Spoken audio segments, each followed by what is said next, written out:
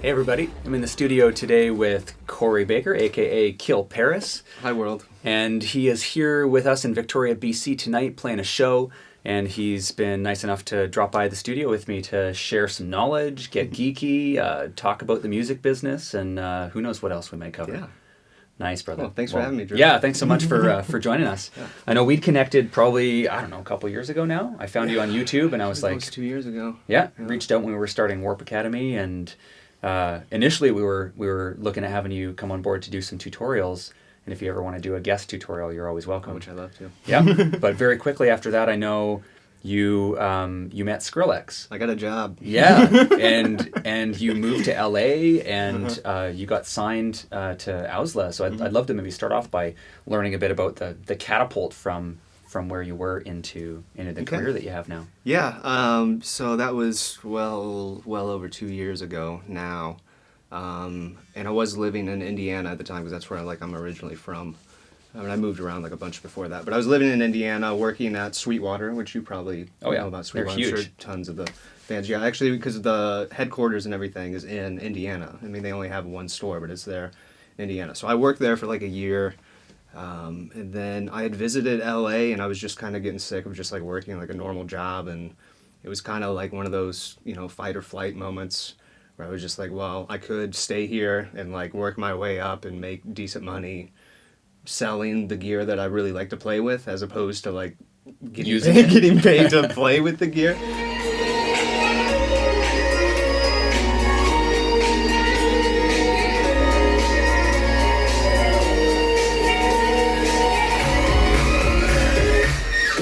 So yeah, I just packed everything up in my 2000 Buick Regal and drove. I used to have a Buick Regal. Mine was 1982 though. I had an 89 and the 2000. Still have the 2000. It's a great car. Excellent Sweet. Car. This video brought to you by Buick. But yeah, so anyways, I just packed up the car, drove across country by myself, had a place to stay for a little while, and then I ended up living at that house. And when I got out there, I just started teaching tutorials and stuff teaching Ableton lessons, because there in LA, there's I think there's 2 or 3 other certified trainers.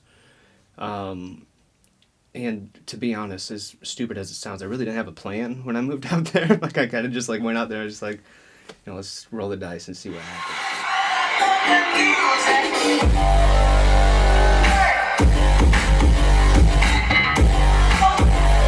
Yeah, so I just started teaching out there, and that somehow I was making enough money from that to be...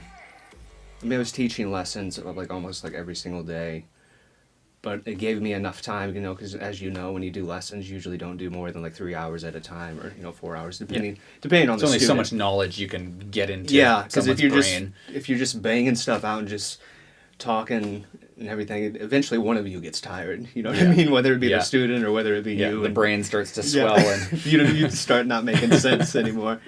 So I did that, and then also at that same time, I just really just focused on just making music, and making my own music, which I'd been doing before, but I just feel that was the kind of the tipping point for me, where I was just every single day, just working on stuff. And then there came a point where I started putting out a free track almost every week or every 2 weeks for, I don't know, it was for at least a couple months. And I feel nice. That's how I started to really build up a following. Yeah, just by staying consistent and kind of testing myself to, stay, keeping a schedule and everything, which, as you know, it's that's the key to success.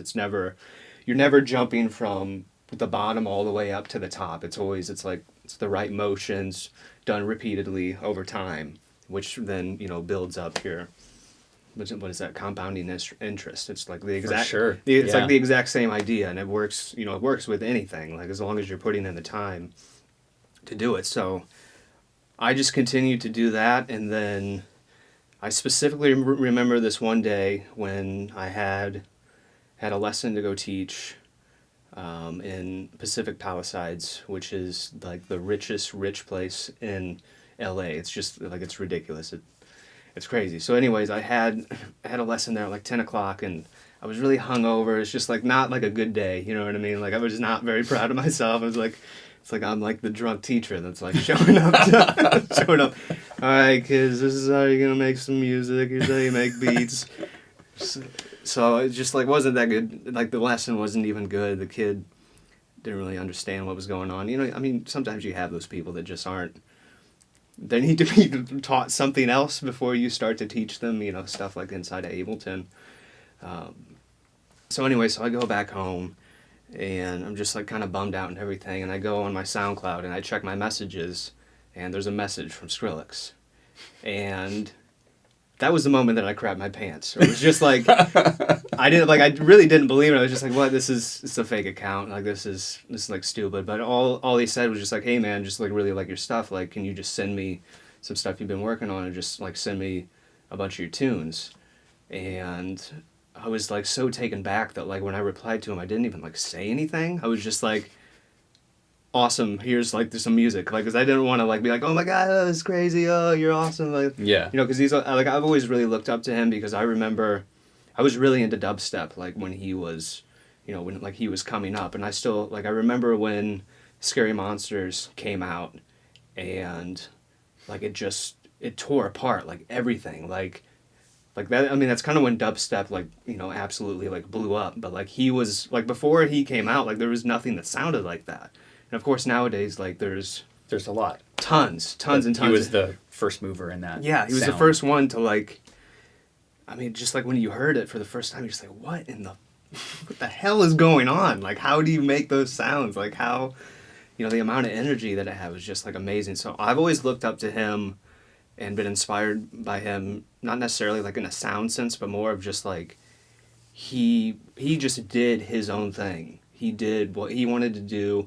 He saw his vision, and he's just being himself, you know what I mean? And that's like some of the best music, and some of the stuff that I think everybody connects with the most is like when you're just being yourself, and it's like, it's pure expression. It's not, you're not making something to reference to something else, or to be like, hey, I'm really good at producing, I'm really good at making stuff sound cool, you know, but there's no like soul to it. There's no like energy or anything. Like it might be produced well, but you know, you don't like feel anything from it. So I've always been inspired by him, kind of in that way of just, you know, following like your heart, and being creative, and like doing what you want to do, and making the music that you want to do. Because I feel like a lot of producers today, especially today, like it's even worse than even a couple years ago. Like a lot of producers today feel very pressured to keep up with something, whatever sound is hot. Like they're like, oh, I have to, like if I don't make something that sounds like this, then it's not good.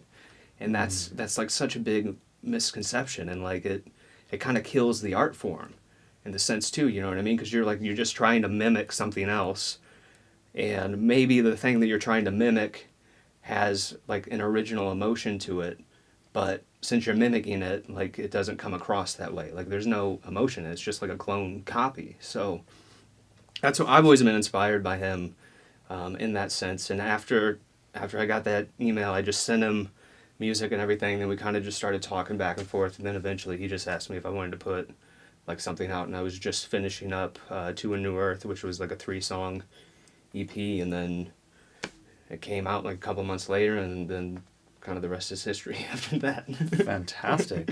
So it all happened through SoundCloud, through putting out free tracks that he had happened upon somehow. Yeah, I think somebody in his camp, one of his friends or something, had found me and just showed him stuff, and then he was just Sonny was just telling me that he was like playing my stuff at like pool parties and, you know, stuff like that. And like I think Tim Smith, who's his manager, I think he had heard Sonny play that stuff like my stuff a few times, and every time he would be like, what is this, like what are you listening to, like what are you playing? And then eventually like they were just like, well, you know, we have Owsla and everything, so let's like put something out. So nice.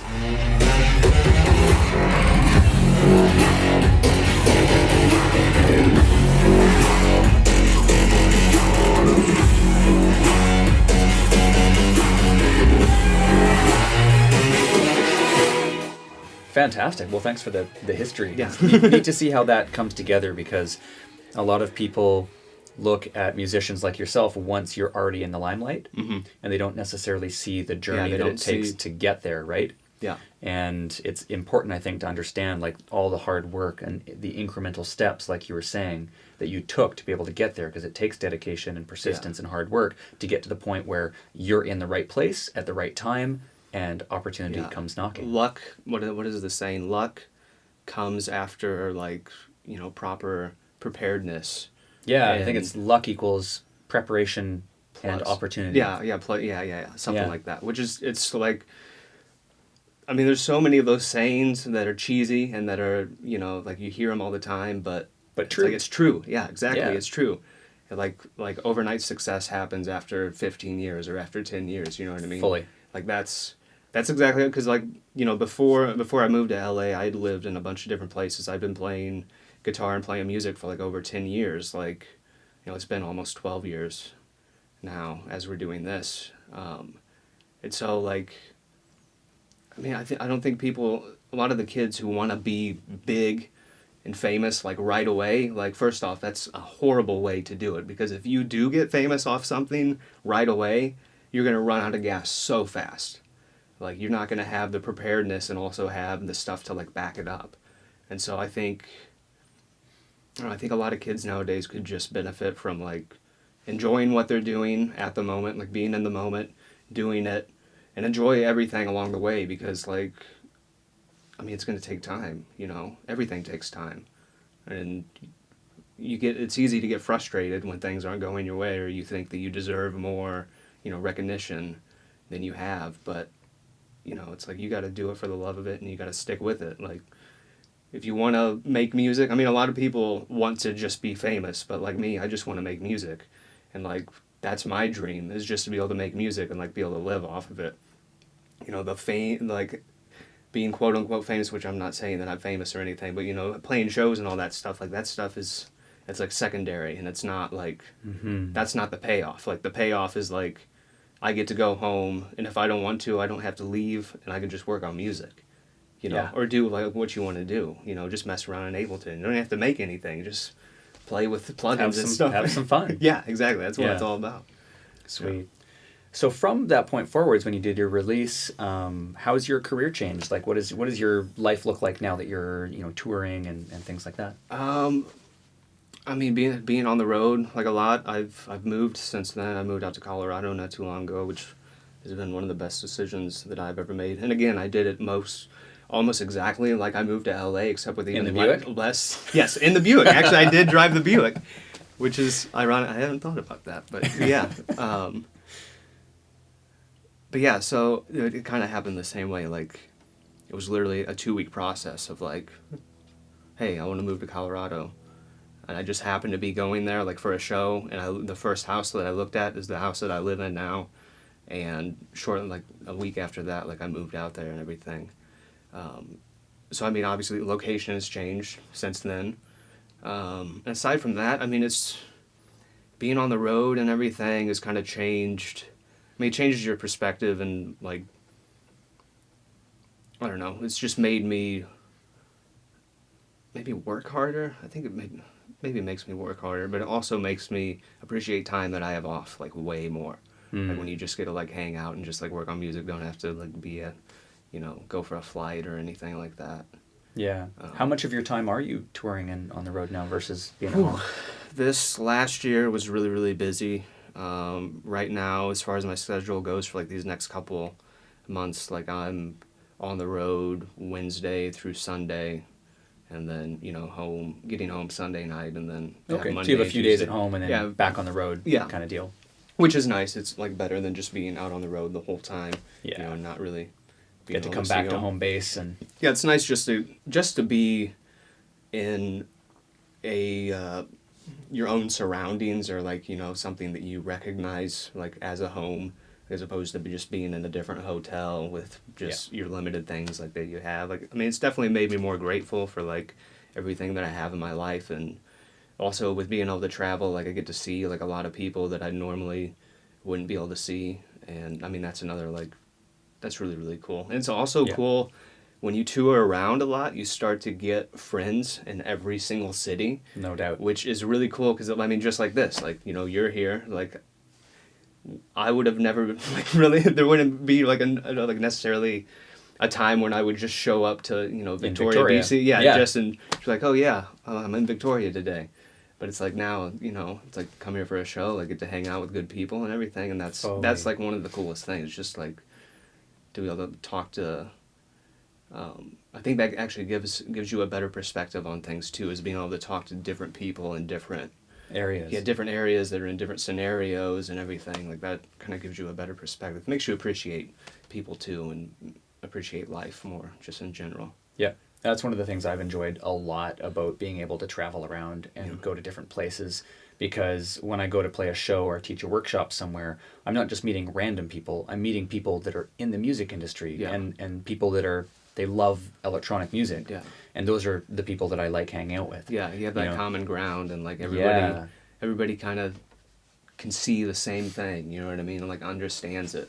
Yeah, understand getting lost in music and how important like dancing is and festivals and shows are. Yeah. How fun and enlightening and healing they can be, and just you know, how you can share connection with people, and it's a sweet, you know, job to have, you know, to be compensated well to be able to tour around and to meet all these people and do what you love, to do what you love and to share that with people. It's quite a privilege. Yeah, and that's the cool thing too, is when you're meeting people like that and when you're doing what you love, like that in turn, it like rewards you and kind of pushes you to do more. I mean, it's kind of like, it's like an upward spiral, like at that point, because it's like you're going out, you get to talk to people, and then you get really excited, and then you go back and you're like, yeah, that was so much fun, like I'm gonna do that again, and you know, you continue to work and everything, and that's just bring that energy exciting. Back with you in the studio, and then I would imagine the work that you do then is much more inspired, and then when those tracks go out, then other DJs are going to play those tracks, and it just, you know, feeds itself.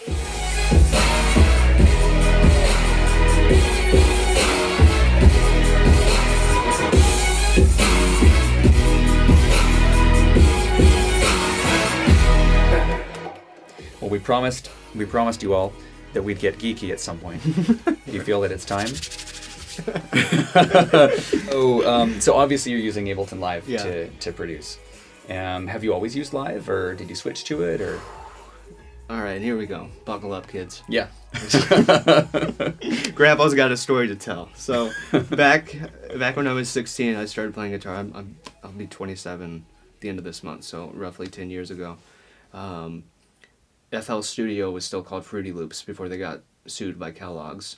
So I was using Fruity Loops, I don't know if it was like 3 or maybe even 2, an Acid Pro 3, like when I started out, and obviously I had no idea what the hell I was doing, just like recording stuff and having fun with it. And then when I went to college, I started using Reason, which was on version 3, which I loved. Like I absolutely loved Reason when I first started using it. I don't use it anymore, but it's a great learning tool, and also it's very cool because it's like, it has like, the way that it works and the way you route stuff is like, I mean, it's like analog gear, you know what I mean? You hit the tab button and then you see the back of it, and then you patch stuff in, and plug things in. And, I always thought that was really cool because it's like, it's more hands-on, and it's easier to understand synthesis and understand signal flow and understand the way everything works together and how your routing goes, and, you know, busing and all that stuff. So I really enjoyed that. And then I was using Logic when it was on version 7. I used that for a little while. I learned Pro Tools and Cubase as well, but I've never, honestly, I can't stand Pro Tools. I think it's so monotonous and mundane. But after being in the studio and recording vocals with people, I understand like why Pro Tools is good, because for like comping vocals and recording multiple takes, I think that's the only thing that Ableton's missing, is like some sort of comping, you know, thing where you can just, you know, record over and over on the thing and then be able to see all your tracks this way and pick, you know, which part of each take that you want to use. Totally. So I used that, but then right around that time I started using Ableton. Like one of my friends showed it to me, and I was just like, what is this? Like, what? First off, it doesn't make any sense. Everything's backwards. You know, there's like, when you first look at it, it's weird how, I mean, it's like really simple, but at the same time, like at first it's really hard to get your mind, maybe nowadays with kids nowadays that don't have such a trouble, like understanding how it works, but coming from being like a little bit older, you always think of audio as like linear, you know, left to right. Left to right. So you looked at session view and you were like, what? Yeah, you're like, wait, so how does it work? You know, and I've taught people too that that's like the hardest thing for them to understand is just like how, you know, how does it work and how do they work together and how do you use both at the same time, and if I have clips in here, how come they're not in here? And then, you know, it can be confusing, but once I kind of figured that and understood how it worked, I was just like, this is the most amazing thing ever. Like, this is hands down the most amazing thing. And that's the really cool thing about Ableton is it's easy to work with. Like at first, like it's really easy to get into. It's easy to just, you know, you throw something in, you change tempo, whatever you want, and you're like rocking. But like, it's very deceiving because as you get into it and as you know, you start to fall down the rabbit hole and just like, your mind starts thinking in all these different ways. You start thinking about racks and like, racks within racks. Yeah, racks within racks. Yeah, like that's when that Inception movie came out. I was just like, yes, Just somebody finally explained racks. That's great. A dream within a dream. It's a within great dream. way to. It's a great way to describe it. Yeah, you get 3 racks in, and everything just starts to shake on you. Vespers, teach me about racks. Watch Inception. That's it. That's my all tutorial. You do. It's your homework. We have a tutorial on racks. It's Inception. 3 hours.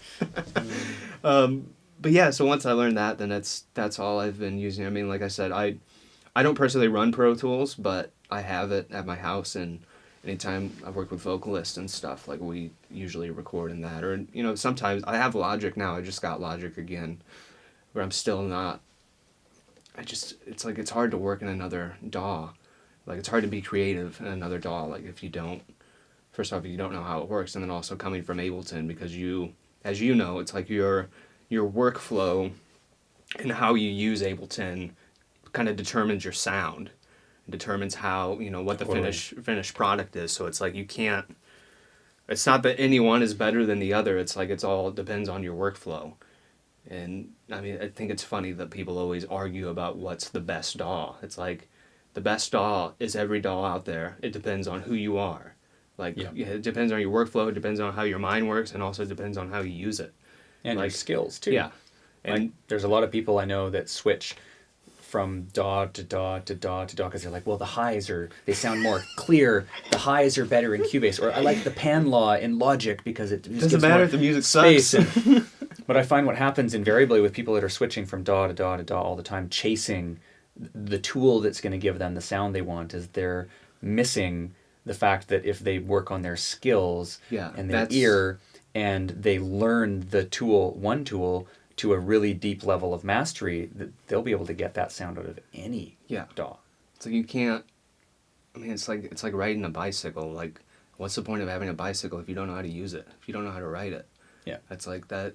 That's the most important thing with making. At least nowadays, it's one of the most important things with making music is that you need to learn your DAW, because it's basically the exact same thing. Like if you wanted to be a writer, but you didn't know how to use a pen and paper, then you couldn't do it. No matter how good your ideas are, like you need to physically. Everybody had to learn that, how to, you know, write on a piece of paper. But it's like once you know how to do that, then that's it. Like your creative flow, you know, will be able to come out.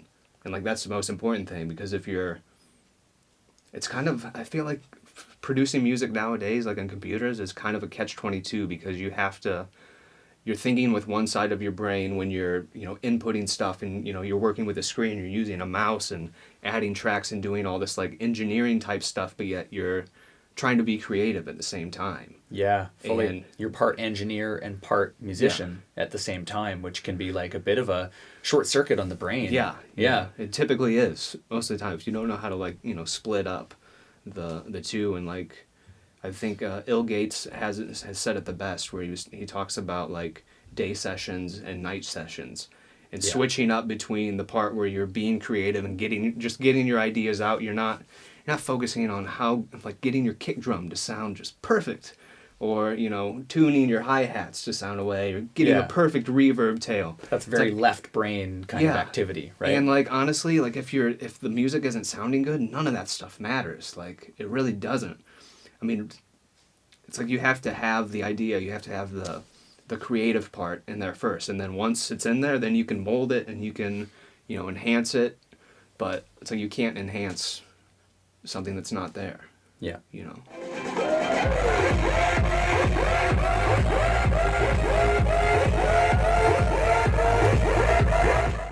Yeah, so working on that skill and like learning your foundational tools and things like that. So with your setup right now, what are some of the core pieces of your setup, either hardware or software? What are some of your favorite tools that you've chosen? I would like to officially announce that I've sold my soul to Universal Audio, because without them, my music nobody would be listening to it. Like, I have two Apollos, well, three Apollos actually. I just got the little one too for live stuff. I used to carry around one of the big ones in a travel rack case. Oh, yeah, for my shows and everything, with a power conditioner and like one bag dedicated to that and a keyboard. But then they finally came out with just a little, it's like four or six channel, just a little Thunderbolt interface, plugs in, and it's just absolutely amazing. Like I've been wanting that for so long, and like just quietly been praying like once a month that they're actually going to do it, because it only makes sense and like a lot of people could use it, obviously. So, but at home in the studio, I have two Apollos that are hooked up, and then I have the D box for summing. I have a Jupiter 80 keyboard, which I use. That's usually what I use for all of my sounds. All your synths and stuff like that. All my synths now. And I still like work with sample stuff, some sample packs with like bass sounds and, you know, key sound and stuff, and repitch stuff and cut it up, and, you know, still do a little bit of sampling stuff. And then I have a bunch of records, like I collect records, and just for pure inspiration, for getting samples, just listening to something different, because like I really don't listen to electronic music all that much, unless I'm trying to find stuff like for my set. Like the majority of the time that I'm listening to electronic music is while I'm playing, you know. But like at home, like I'll listen to like records and listen to jazz and stuff, and just different genres, just to get myself like motivated to create something different, you know, and get inspiration from a different avenue. Sweet. So yeah, aside from that, in the studio, I got a couple remote control helicopters and cars that I use for my break time. Yeah. Like in between like working, which I think is really important, of just having something that completely takes your mind away from like what you're working on. Because I think in one of your videos you talked about the importance of taking breaks. Taking breaks, yeah. Which sometimes is you need to get huge. out of the studio. Huge, and it's like it almost more than doubles your productivity. Like, as opposed to just grinding in the studio for 8 hours. The law of diminishing returns, right? By the end of it, you're just like, and your eyes are all red, and you're all just like, yeah. Does it sound good? It's come out looking like a vampire. Yeah, just really, really pale. Yeah. We only learn this by doing it, you know, by making the mistakes and then realizing, oh, if I come out and I go on a walk for 15 minutes or take a remote control car outside or whatever. Anything that just takes your mind away from... Recharge yourself. Yeah. And just anything where you're not looking at a screen, too. It's like, I think it helps you just get out of that, get out of whatever fog you're in. Because, like, that's for sure. Another thing that happened, that fog... It just rolls in while you're working, and then before you know it, you've been listening to the same loop for, you know, an hour, changing one thing, and it just isn't working. Yeah. I wanted to ask you about your creative process when you're writing a song, and when you've obviously developed a process that works for you, and when you were releasing like a song a week or a song every couple weeks on your SoundCloud account, and you started to get that climb, did you find you were following a similar process the same time over and over and over again, or did the track making process and what you did in what order vary a lot? I would say then it was definitely kind of a mix of the both, because at least what I found is if you try to do the same thing over and over, it might work once or twice, and then after that the bottom falls out. It's like you can't just keep like reproducing, whether it's like you're working with the same template or you're like mentally in your head going about this, using the same steps, you know, to get a song going. Like, I mean, at least for me, I don't know, maybe for some people can do it, but like it seems like after you use one trick like 1 or 2 times, and after that, like you can't just keep like repeating those steps and see the same results. So I would say now, like I do start with a template that just is simply, it's not a template of sounds, but it's a template of like routing and processing, like on groups, on return channels, a mastering chain on the Gotcha. on the master and stuff. So it's basically Repetitive all things that you don't now Yeah, need it's to like- set up yeah, it's for like every track. tedious stuff, and I think that's one of the beautiful things about now with Ableton and stuff, and really with any program, because you can make your own templates, is that you can set up your digital studio the way that you would like it. And like that's how, in back in the day when you would actually have like a physical studio, like you wouldn't go into the studio and like everything's unplugged and you're like, all right, I'm gonna make some music. So you start going and plugging in everything and like routing stuff, and then by the time it's 3 hours later, you finally got everything set up, and Yeah. you have no creativity, and Yeah. you're tired. It's like, It's about being able to put rubber to the road when you're inspired, and then Yeah. have the program like working for you versus you having Yeah. to do all these things that get in your way. I've gone in the studio tons of times and been like, I just want to write a track. I've Yeah. got this idea, and then all these things would get in my way, and that's how I got into building templates. And now I build and distribute, sell templates and things like that Yeah. that help. And it sounds like you've got your own version Yeah. that sounds really good. yeah, and that's a huge So- thing, I think, for anybody. And that's the beauty of it, is you can make it however you want. Like you don't have to, you could see something that somebody else has done and be like, okay, that's cool. Some of those things are going to work for me, but I know I need to do these other things. And also it's like a lot of it is things that, if you end up working on music for a long time, you start to see little things, like just little technical things that you do in every track, regardless, that are more just like, it's just like house cleaning. It's like you're always going to clean, you're always going to sweep the floor in a certain place, you're always going to, put your dishes away in like the right place. So you have to, a lot of those things, if you already have them done, like from You the sound like a get-go. great roommate. Do you want to move in? No, I'm not clean. I am not clean. I'm not. Let the record show. I am not clean. but yeah. So, I think that's like really important, and like you said about putting rubber to the road, the creativity and inspiration, like in your mind, happens at such an accelerated rate that like a lot of times when you get really inspired, you're like, okay, I gotta like put this down and everything. You know what I mean? Because it's like in your head, you could basically have a whole idea, a whole finished song, everything like that. You could have it in your head and like be able to hear it, but you have to like transfer that physically, out of you into the computer, which is like a really, really hard thing to do. And that's like, I feel like I know you've said a lot of things on like the importance of just finishing projects, which is it's a great exercise, because as you get into that rhythm of finishing things, when even if you're not inspired particularly, you're just finishing it for the sake of finishing it. So then when you do get inspired, like it's almost instant. You can get everything out. You're not clouding your head. You're not scrambling for things. Like all the little tedious things are already done, so you don't have to waste your energy and focus on that. You can just focus on the creativity. Totally. Well, that's actually good. I'm in the process right now of doing a whole 5-week course on the creative process. It's called Creative Mastery. And we go into detail on these things. And I wanted to ask you, actually, because this has been front and center on my mind, is when you're working on a track and you run into something, what types of things do you find get you stuck? Like, are there certain pitfalls that you find yourself fall into that are like, oh, that's like the kiss of death, where I do this and I put up a Triplet hi-hats. Okay. No, just kidding. Yeah, for me, I still find myself, and we already talked about this, but like I still find myself getting caught up in the mixing versus the creative part, where you start to spend too much time processing something to get it to sound like a certain way, which it's tough, because for me, the inspiration, the creativity, a lot of times comes from a sound. It's like you hear a sound, and like that sound, it's like you are like the music kind of writes itself. Like if you have the right sound, you know what I mean? If you have the right like pad, or you have the right like lead, like the song can kind of write itself. But so then it's you kind of go back and forth between like, okay, I'm gonna spend a little time just see if I can get the sound to sound really, really cool, and then I'm gonna write something with it. Or you write something that's kind of cool, and then you spend too much time, trying to tinker with it to get it to sound like even better. Mm-hmm. So I get stuck on that still, like, a lot.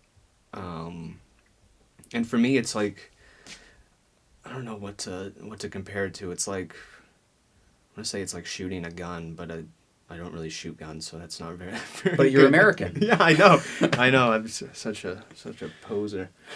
But Move to Texas. Yeah, with the Buick. It's got 240,000 miles on it right now. Still running. But no, just like, I mean, like you were saying, finishing stuff is a really good exercise, and I think that's true because, like, I've noticed it takes me, like, if I'm gonna finish something, if I want to do something cool, it takes me at least anywhere from 5 to 50 tries. Whether that be different sessions, just going through before making sessions, making loops and everything, and then you can just tell, like, that's not it. Like, it's not either worth finishing, or it's not like something that you would actually use or that you feel like inspired enough by. So for me, just like continuing to work on stuff and try new things, try working on new things, opening up new sessions. Like, I'm actually really bad about finishing stuff because I don't want to finish something if it doesn't inspire me. You know what I mean? Which I don't think that's a very good attribute, but that's kind of my problem. That's something I need to work on. But so I just continue to work and continue to try to work on new stuff and to try to, like, try different things, and then eventually, something clicks, and then it sounds having good. the perseverance to do that, it sounds like one of the qualities that you do have. Yeah, to continue continuously coming back and having the dedication to attack the problem again. Yeah. And that's the worst part. That's the part that I hate, is like, it's like when you have something, it's good and everything, but it just, I mean, I've always found that the first 90% of a good song is always, it's really fast, it's easy, it's like, the ideas come together really well, everything works together really well, but the last 10% of that final mixing and mastering and adding effects and, low cutting in places, doing all the automation, like, that stuff is what takes me the longest. Like, the 10% takes me longer than the 90% of the creative part. Gotcha. That's kind of the part that I not hate about making music, but it's always like when I'm finishing something and it's not coming very easily, like, I get in this really weird funk where, like, I'm not really satisfied or happy until it's finished, and then even when it's finished, I'm just, like, so over it, and I'm just like, ugh. You've worked on the track for so long. I mean, that's the typical, like, artist dilemma, right? Is you get this track started, it's a great idea, you get most of it written, and then getting to the mixing process, you're getting tired, almost sick of the song already, because it's really, you've gone out of the creative mode, and you're now in engineer hat mode. So you're doing the stuff it is honestly less inspiring. It's more methodical, detailed, technical engineering, EQing, notching, compression, things like that. But that's, obviously it's required to get a song that's professional caliber. Yeah. But then oftentimes I find the same thing. By the time I'm done, if I let things take a long time and I drag them out, then by the time I'm finished a song, sometimes I can't stand listening to it one more time. And I'm like, is it even good anymore? It's like, you can't tell, you know what I mean? To a certain extent. Obviously, you lose perspective on it. Yeah, you really do, because you're you're way too close to it, the entire time. But the cool thing is you probably know, is like once you're finished with something, and like however amount of time goes by, whether it's a year or two, and you look back on it, like anytime you look back on your stuff, like whether it's good or not, like you're always like, oh yeah, it's like, I remember that time, like it kind of, for me, like the songs like that and like working on music, it's kind of like timestamps for me. Like, that's how I remember what I was doing at like that particular time, like whether it be like a really old song where you were living somewhere and you're working at some job, like, so it's always cool to like look back on the music.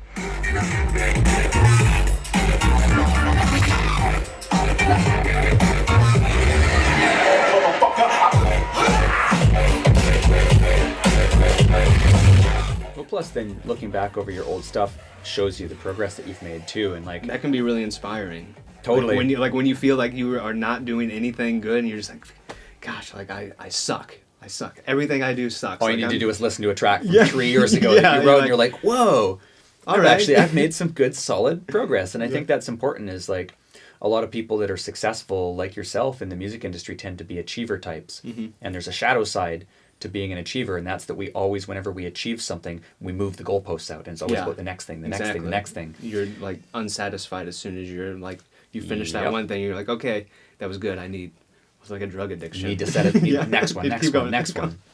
But I think that's also like, that's how we improve, is like, and that's the importance of finishing and even coming back to the table when we're not inspired and when we maybe don't like the track as much anymore, but seeing it through to completion is also building like a muscle, the muscle of completion. Exactly. And the only way that we really get better at mixing, for example, is by doing it over and over and over again. And by getting better at it, we hopefully shorten the process that it takes. We get our ears better, and then we accelerate at being able to finish the tunes. And Dylan Ill Gates talks about this a lot, and it's one of the things I love about his philosophy, is he's all about building the sounds and then writing the tune as quickly as humanly possible, sprinting to the finish line, and not doing any of the detailed finicky stuff. He's like, don't do any automation, don't do any drum fills, don't do any risers, fallers, just get the tune written, and then do all the mixing and the pixie dust that goes on it afterwards. Yeah. And that way you can hopefully avoid a lot of the pitfalls and getting stuck. And I think there's a lot of merit in that too. Oh, there's tons. And I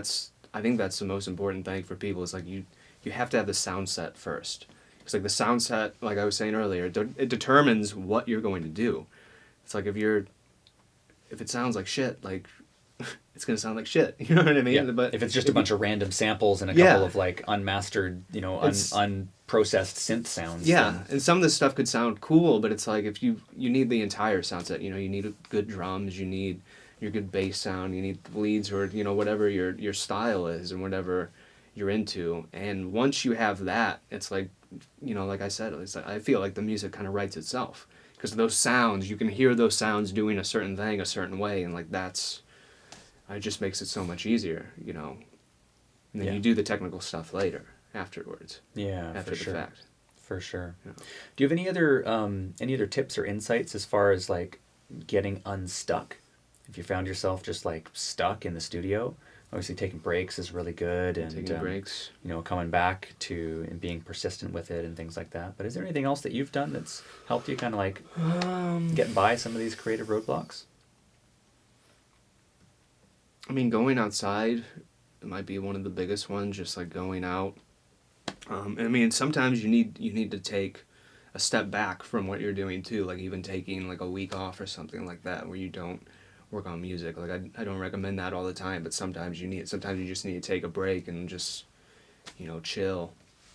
I think a big part of being creative is like you need to not be so hard on yourself. Because I feel like a lot of people are like that, and I find myself doing that too, where you're just like, you're in the studio, you have the time, and you're like, all right, I have to make something that has to be awesome, it has to be super cool, and like you can't really work under those conditions, because you're trying to make something cool to like live up to your own standards, instead of just trying to make something cool because you want to make something cool. You want to be creative, and also like, I mean, you shouldn't force it. You shouldn't like I gotta make a song. It's gotta be awesome. It's like that's not how it works. It's a lot of pressure. It's a lot to live up to. Yeah, and it's like it's easy to do that to yourself. It's easy to constantly have the voice in your head where you're just like, you gotta finish something. And it's gotta be awesome. It's gotta be cool. People gotta like it. People are gonna hate you if you don't do it right. So it's like that. I feel like that's not very conducive to being creative, and it's easy to do that. It's like it's easy to be your own worst critic. And aside from that, I don't know if I know any other tips. I mean, just keep going and don't get too discouraged.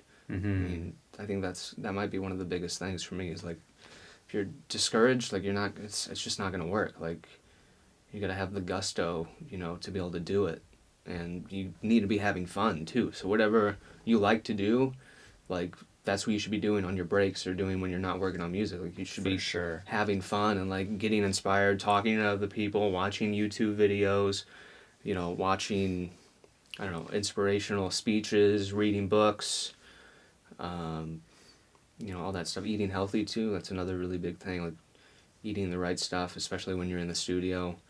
Like not drinking 12 Red Bulls in one session. Just not Just good. keep it to 6. Yeah, keep it to 6. I mean, you can have Red Bull, but it's like you gotta. It has a cost.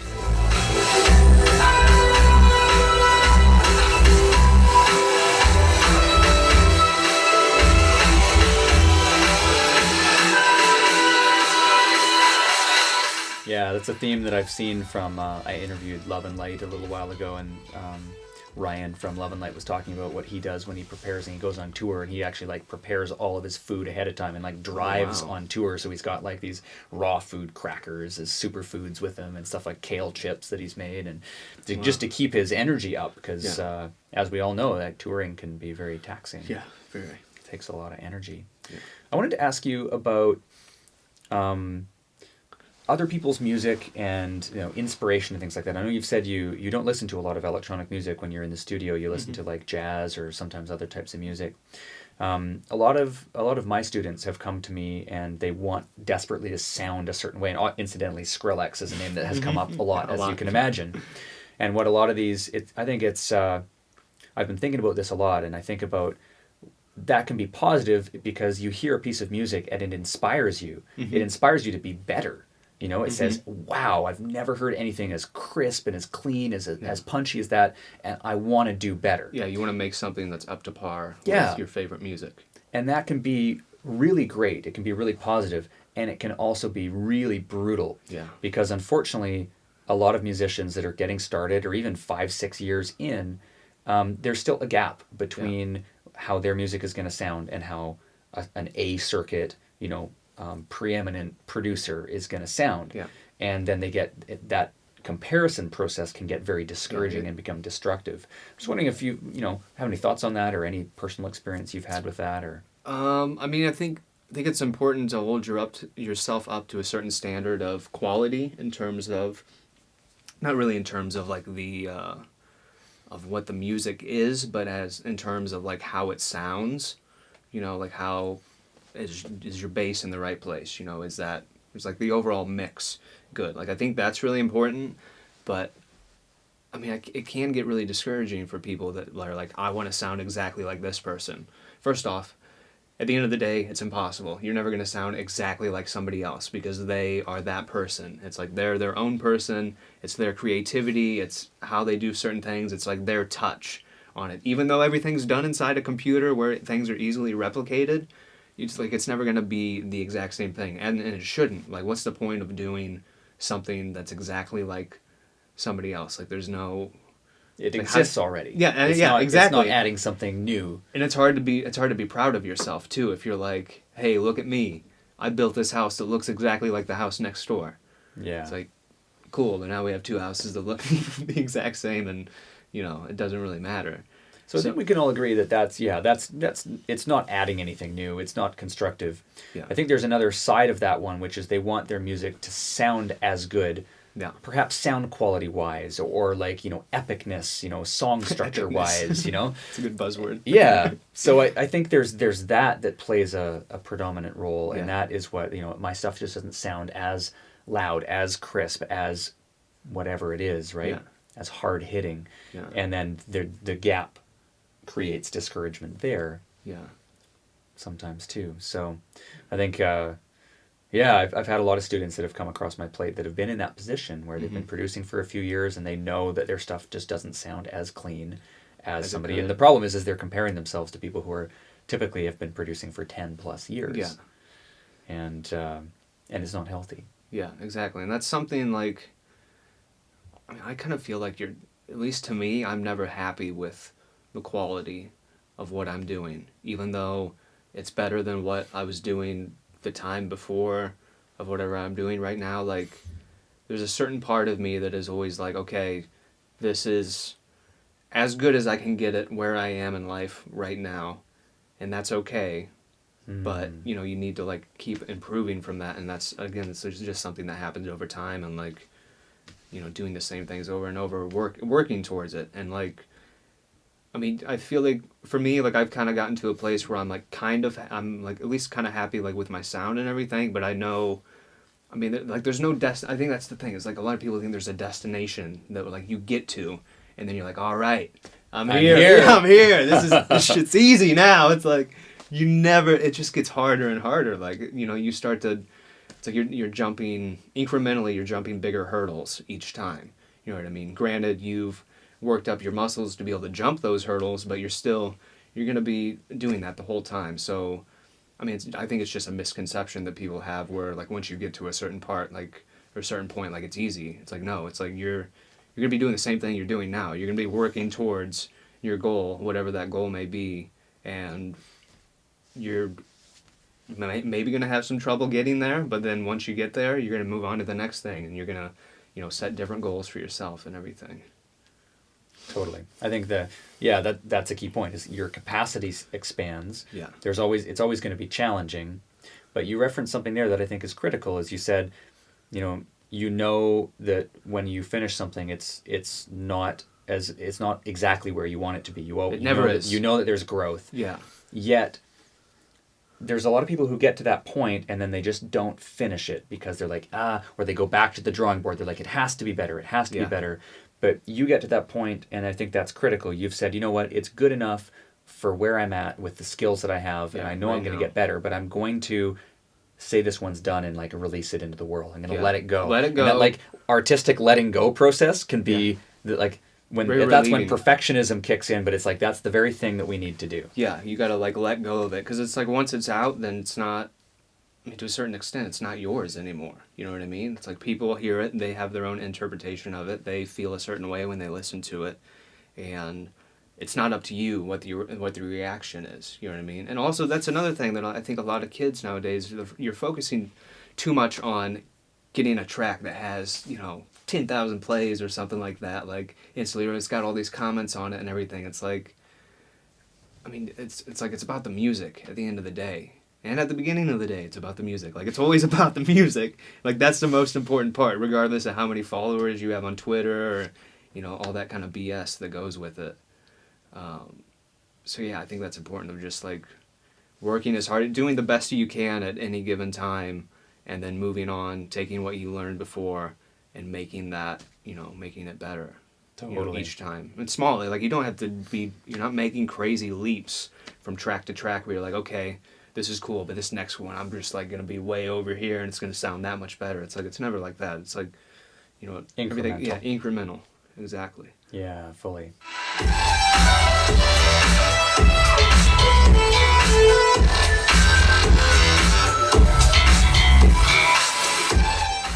So, where are you going from here? So, just, I mean, in your career in general, like, what's on your plate kind of for this next year?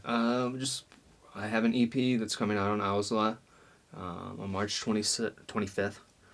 And then after that, I just started my own record label. Nice. Congratulations. Yeah. So this release is the last one that I'm doing with Owsla, because I was just in like a two release like deal with them, which has been like absolutely awesome. But the one thing that I miss is the freedom of finishing a track and then just putting it out. And it's free to download. Anybody can listen to it. You don't have to pay for it. You're not blocking anybody out from hearing it. It's like it's there.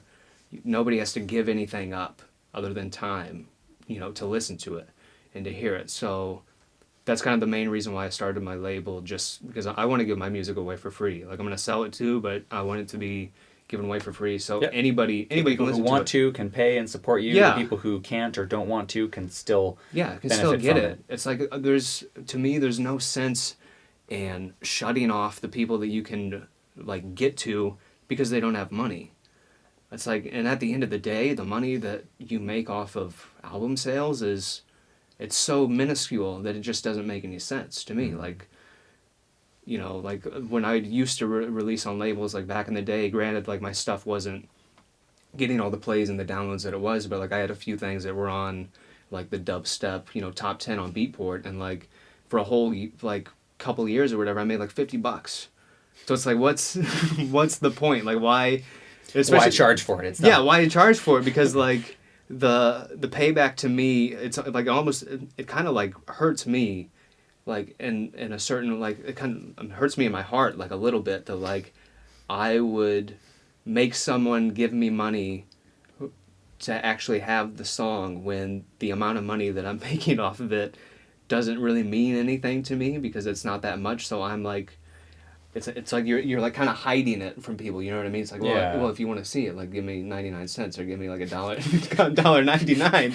It's like, well, it's just like, it's not fair, and it doesn't, like, the business model to me doesn't really make that much sense. Like, no, it doesn't make any sense at all. It's like, if people want to give you money for the music, then that's great. But as far as I'm concerned, music is your marketing tool. Like that's how It's your business card. Exactly. It's like if you want to make money off of your music, you can do that, but it's not going to be necessarily directly from your music. You're going to put your music out, people are going to love it, they're going to listen to it, then you're going to get them to come to your website where you've got merch, you've got maybe physical copies of like albums, like vinyl and stuff, or beer koozies, what have you, that people can buy.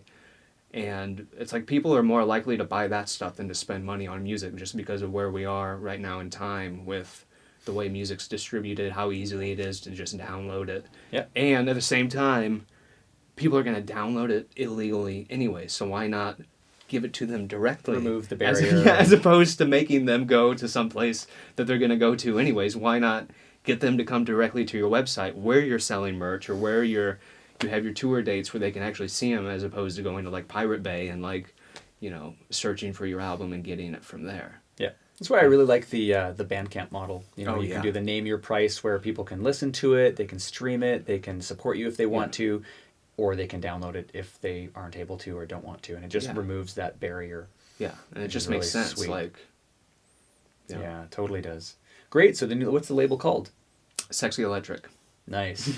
Super sweet. Yeah. Good. And are you going to sign other artists to it as well, or is it going to be primarily a vehicle for your own music? Right now, I mean, I'm going to be putting out my music on there, and then I also have Alma, who I've done 2 songs with her so far, and we're kind of building up her EP right now. She's the first artist on there. And then we have Bee's Knees, which they're a duo out of California that's really, really funky, like really funky kind of house, but like, I mean, it's almost like straight up funk, but like funk house. Nice. And that's going to be kind of the stuff that we're going to gear more toward, the real like musical, melodic stuff. So, I mean, yeah, we're going to have other artists and all that jazz. But I kind of just started just to have, really, because you don't even need a label to release your own music, as you know. Like, if you want to put it, Bandcamp, any of that stuff, you don't need a label to do it. Right. But, which is kind of what we did with Sexy Electric, because it's like we don't have a website for the label. We're not trying to build the label to be an entity that people are like visiting and stuff. It's like it's about the artists that are on the label. The label is just a signpost that's pointing to our artists. It's like I'm not trying to like build up a fan base behind the label, because the label is just, I mean, it's just a label. It's really just a name. Like, it's nothing more than just that. It's like it's about the artist. It's a container. It's a brand. Yeah, exactly. So that's kind of the vision that I have, is continuing to do that. I've been getting into doing podcasts, just like talking podcasts. Nice. About music recently. or? About music, about everything. I have this podcast with my buddy that him and I just started. It's called The Real Game Boys, where we just talk about video games and like the news and stuff. Just because I don't know. I'm kind of at the point in my life where I'm starting to just try out the things that I've always wanted to do or that I want to do, as opposed to being like, oh no, I shouldn't do that because I'm a music producer and I need to be focusing on this. Like, the music's always like the first priority for me, but like, I mean, life is short, and it's like there's a lot of things that I want to do and like want to try, and like not even to like be successful with, but just either say that I've tried it and just for the experience. And podcasting for me is just so cool, because it's just you're just having conversations with people. Yeah. You know what I mean? It's like it's almost like storytelling, which storytelling has been a part of civilizations for ages. It's like that was like their entertainment. They'd sit around the campfire and tell ghost stories or whatever, or you're just like talking to people. So I've kind of been dabbling in that. Aside from that, I don't know what other plans I have. More tours, or? Yeah, more tours. Yeah, I'll be touring for a while. So we're doing this. I'm on this Candyland tour right now that we're doing together, like a co-headline tour. And we're in Canada this weekend, and then we're going back to the States, and we'll be doing weekend shows till like April, the end of April, and then for the rest of the year, I'm doing some festivals and stuff, and then come the fall, I'm doing my own headline tour in the States, which I'm really excited about. Fantastic. And I have starting to work on like my next release that'll be out on my label, which will probably be out like at the beginning of fall of like this year, hopefully. Sweet. So that's kind of what I've got in the works. Nice one. Sweet, brother. Well, I think we'll wrap up there. Cool. Huge thanks for your time, thank man. you, Drew. Really, really valuable Vespers, stuff. this is the guy right here. This is the guy. Well, it's a privilege to be able to bring, thank you. like-minded folks into the studio. It's always and fun just, to nerd out. Yeah, it's one of my favorite things to do is just to get together and talk shop and then be able to share this knowledge with all of you. So thanks for listening in, and we'll see you guys soon. Peace.